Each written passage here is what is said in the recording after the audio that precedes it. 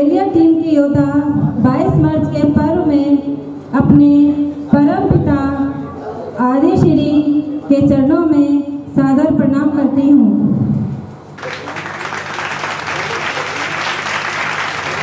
तथा इस पर्व में आए हुए सभी भक्तों का स्वागत करती हूँ।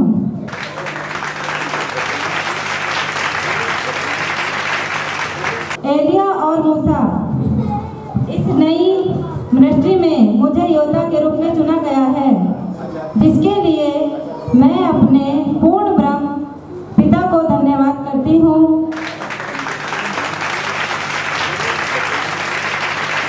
एलिया द्वारा भेजे गए मैसेज को आप सब तक पहुंचाने आई हूँ।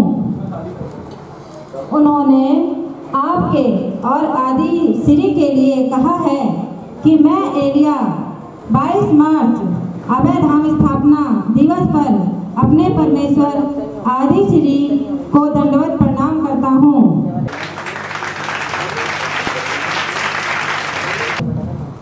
और 22 मार्च के अवसर पर आए हुए भक्तों का स्वागत करता हूँ।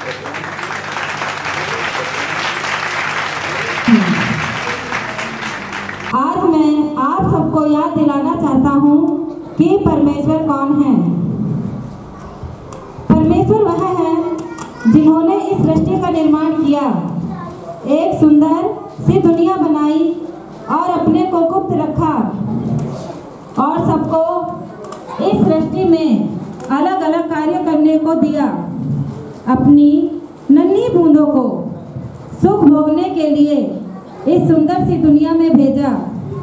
इस सृष्टि को रचने से पहले उन्होंने अपना आदि महाबलिदान दिया, अर्थात यज्ञ में अपना ही बलिदान देकर उस यज्ञ को पूरा किया जो सृष्टि से पहला यज्ञ था।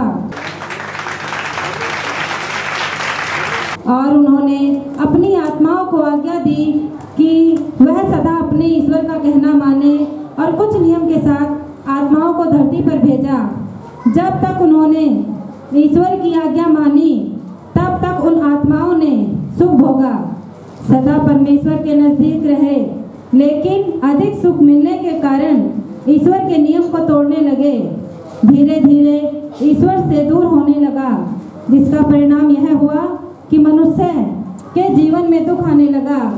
मनुष्य तो ईश्वर से दूर हो जाने के कारण दुख भोगता है, किंतु आप सब कभी सोचते हैं कि परमेश्वर ने ऐसा क्या कर्म किया है कि उन्हें धरती पर आकर हमसे ज्यादा दुख उठाना पड़ता है।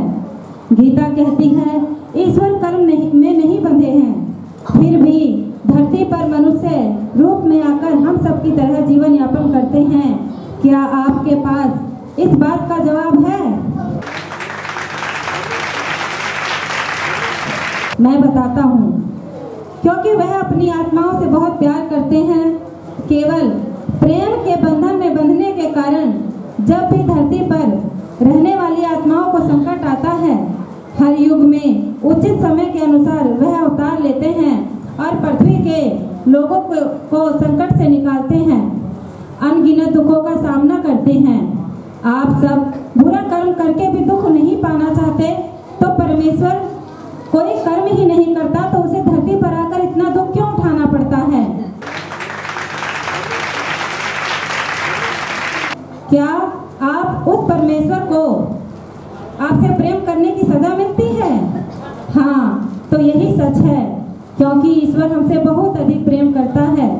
जब वह हमारे लिए धरती पर आते हैं, आने के कई संकेत देते हैं, अपना सामर्थ्य दिखाते हैं, फिर भी हम नहीं पहचानते। क्या त्रेता युग में भगवान राम आए तो सबने उन्हें पहचाना? नहीं। उन्हें वन में भेजने वाली उनकी सबसे प्रिय केकई माँ थी। रावण जैसे असुर का वध के दौरान किया, कई अचंभित सामर्थ्य दिखाए। भगवान परशुराम तथा अनेकों भक्तों को ईश्वर रूप में दर्शन भी दिया, पत्थर बनी अहिल्या का उद्धार भी किया। यह सब जानने और सुनने के बाद भी अयोध्यावासी ही भगवान राम के सबसे बड़े दुख का कारण बने। भगवान राम पर सीता माँ को लेकर दोष लगाया। प्रभु ने अपनी प्रजा की खुशियों के लिए निर्दोष सीता माँ को त्याग दिया। गलती अयोध्या वासियों की थी, दुख सीता माँ और भगवान राम को उठाना पड़ा। भगवान कृष्ण रूप जन्म लेते ही चमत्कार करना शुरू कर दिए। जन्म से ही असुरों को मारना शुरू कर दिया। अनेकों बार सबको अलग अलग लीला दिखाते रहे, फिर भी कोई नहीं पहचाना। द्रौपदी की लाज भरी सभा में बचाई, दुर्योधन के पास शांति प्रस्ताव लेकर गए, तब अपना विशाल रूप दिखाया। सब जानते थे कि ये ईश्वर हैं, लेकिन फिर भी नहीं माना। आखिर क्यों? हिंदू धर्म में कई अवतार लिए, जग का कल्याण किया। जब वह यीशु रूप में आए तब उन्होंने खुलकर कहा कि मैं परमेश्वर का बेटा हूँ, मैं स्वयं परमेश्वर का रूप हूँ।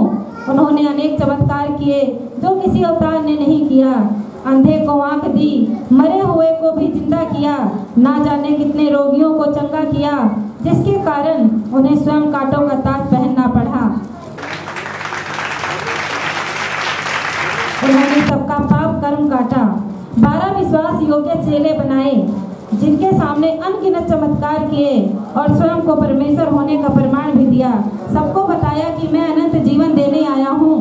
लेकिन उन्हीं के 12 चेलों में से एक चेले ने ईश्वर के साथ अर्थात यीशु जी को यहूदियों के हाथ पकड़वा दिया और जिनके सामने अपने परमेश्वर होने का प्रमाण दिया। आखिर क्यों? उन्हीं के सामने उन्हें सूली पर टांग दिया गया। उसके बाद वह जीवित हुए और अपने चेलों के सामने प्रकट हुए। उसके बाद लोगों ने जाना कि यीशु ही परमेश्वर थे। मैं आप सबसे जानना चाहता हूँ कि यह संसार ईश्वर के जाने के बाद ही क्यों मानता है कि वह ईश्वर थे? आखिर क्यों भगवान राम, भगवान कृष्ण, यीशु जी, परमेश्वर जो भी अवतार हुए उनकी पूजा आराधना उनके जाने के बाद ही संसार क्यों करता है? आखिर क्यों?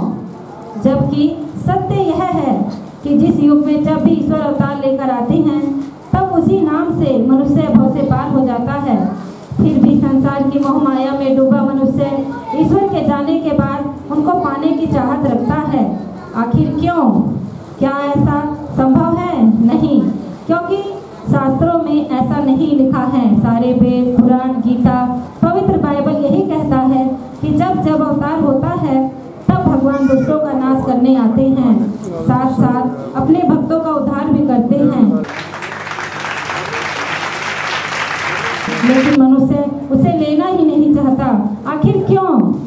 मैं एलिया अपने प्रभु की फिर से गवाही देने आया हूँ, जो मेरे परमेश्वर ने वादा किया था कि मैं फिर आऊँगा और अपनी उन आत्माओं को अनंत जीवन दूंगा जो मुझ पर विश्वास करेंगे। क्या आप नहीं जानते कि पवित्र बाइबल में जो भविष्यवाणी है वह उन्हीं 12 चेलों के द्वारा दी गई है जो परमेश्वर के साथ निश्चय ही मर चुके हैं, किंतु वह फिर से जिंदा किए जाएंगे।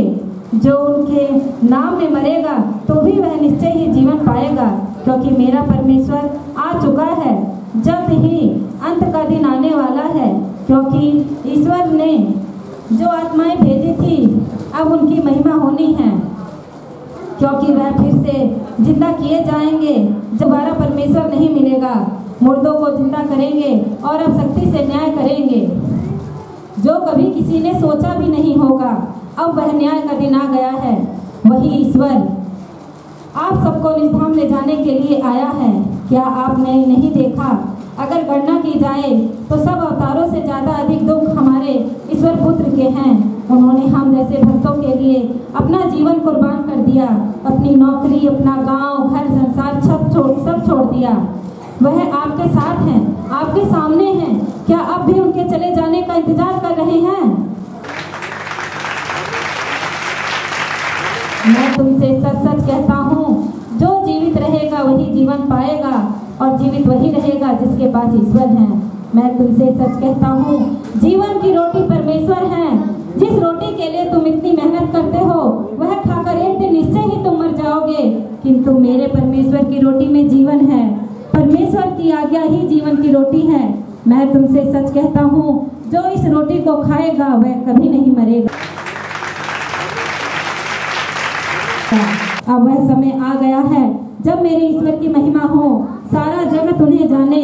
जो उसके पीछे हो लेगा वह ईश्वर की वह ईश्वर कोई और नहीं, हमारे ईश्वर पुत्र आदि श्री अरुण हैं।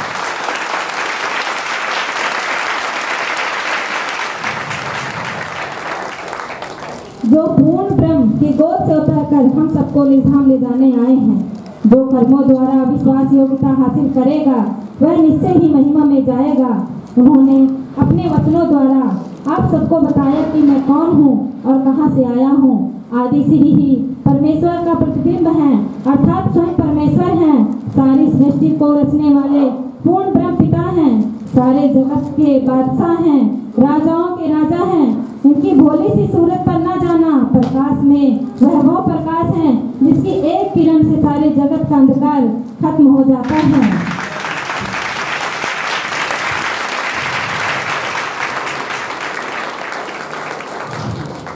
आग में वह तेज हैं जिनके आगे कोई नहीं ठहर सकता। मेरा पिता तुमसे बहुत प्रीति रखता है, अर्थात बहुत प्रेम करता है। इसलिए संसार के इतने दुख देने के बाद भी अब वह पूर्ण रूप से धरा पर आया है आप सबको वापस ले जाने। अब आप सब तैयारी कर लीजिए, पवित्रता, उज्ज्वलता, निर्मलता धारण कर पवित्र बने और मेरे पिता जो राजाओं के राजा हैं, कोई माने या ना माने वो हैं तो हैं।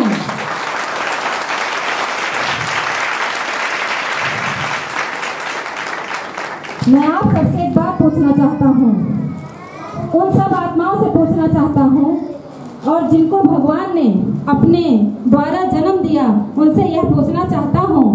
जब परमेश्वर मनुष्य रूप में आए हैं, उन्होंने एक साधारण जीवन जिया, नौकरी किए, जो भी जीवन के लिए कर्म करना होता है एक मनुष्य को, उन्होंने हर कर्म किया। उसके बाद भी जब वह ईश्वर उस जीवन को जीते जीते अपने परिवार को देखते हुए सब कर्म करते हुए हमारे लिए अपने पिता की आज्ञा के अनुसार हम सबको उद्धार दिलाने के लिए योजना बना रहे हैं। उन्होंने कितने भक्तों के दुख को दूर किया, कितने मरे हुओं को जिंदा किया, कितने रोगियों को चंगा किया, कितनों को कोरोना से बचाया। इतना सब कुछ देखने के बाद भी क्या तेरी आंखें नहीं देखती कि वह परमेश्वर आ चुका है?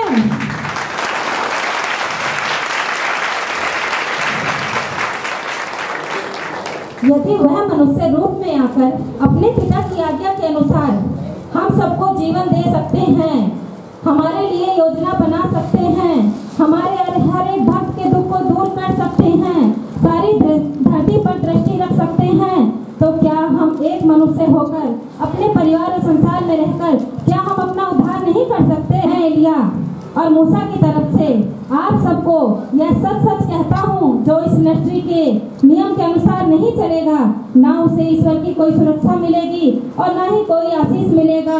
वह छांट दिया जाएगा।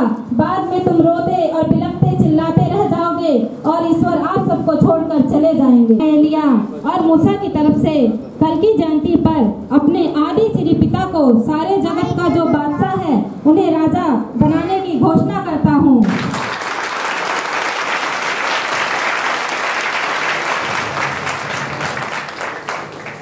और अपने प्रभु के लिए दो शब्द कहना चाहता हूँ।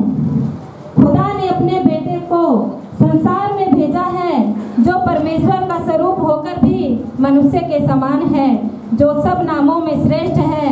उसके नाम के आगे स्वर्ग और पृथ्वी का और हर मनुष्य का घुटना टिकेगा। लफ्जों में बयान न कर पाऊँ तेरी मोहब्बत का, ए खुदा शुक्रगुजार हूँ तहे दिल से। सलाम करता हूँ कि अपनी रहमो करम हमेशा हम पर बनाए रखना, हमेशा हम पर बनाए रखना।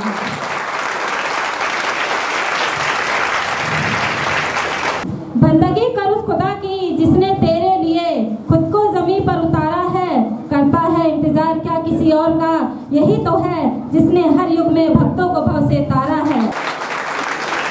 सौंप दे नैया की पतवार उस आदि श्री अरुण को, ये कोई और नहीं उस परम पिता का इकलौता राज दुलारा है।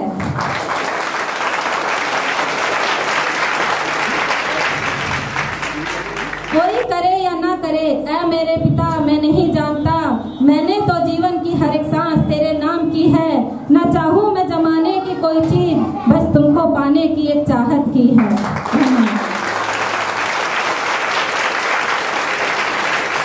क्यों डरते हो दो हाथ वाले से जब साथ चार हाथ वाला है? क्यों भरम जाते हो 10 सिर वाले शैतान से जब 1000 सिर वाला पास बैठा है?